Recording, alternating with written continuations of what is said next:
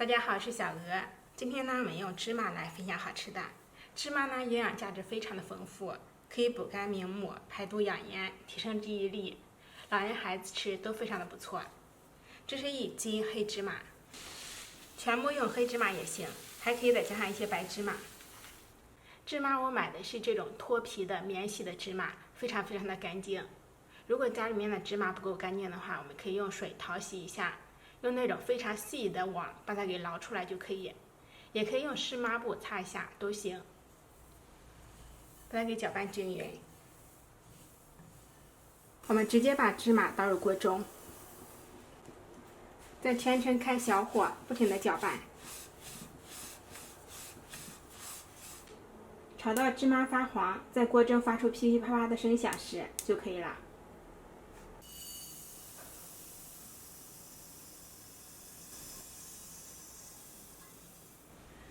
芝麻炒熟之后，把它给倒出来，然后搅拌散热，防止芝麻糊掉。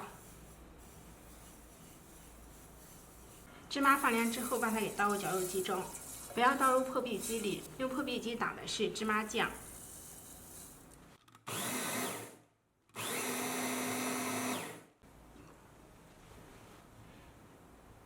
芝麻呢，不用搅得太碎，保留一些颗粒，吃起来会更加的好吃。搅好之后呢，把它给倒入盆里。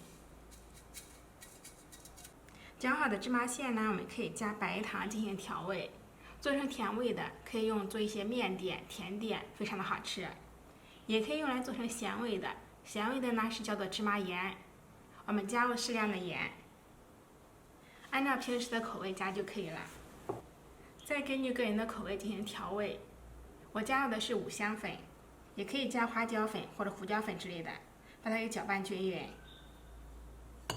我们自己买芝麻回来做芝麻盐，比买那种做好的芝麻盐要便宜上好几倍，而且自己做的更加的放心。做法呢非常简单，又特别的耐放，放1年都不会坏。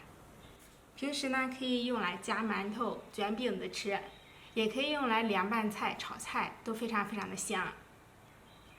而且多吃芝麻呢，可以补肝明目、排毒养颜。还可以提升记忆力，大人小孩老人吃都非常的不错。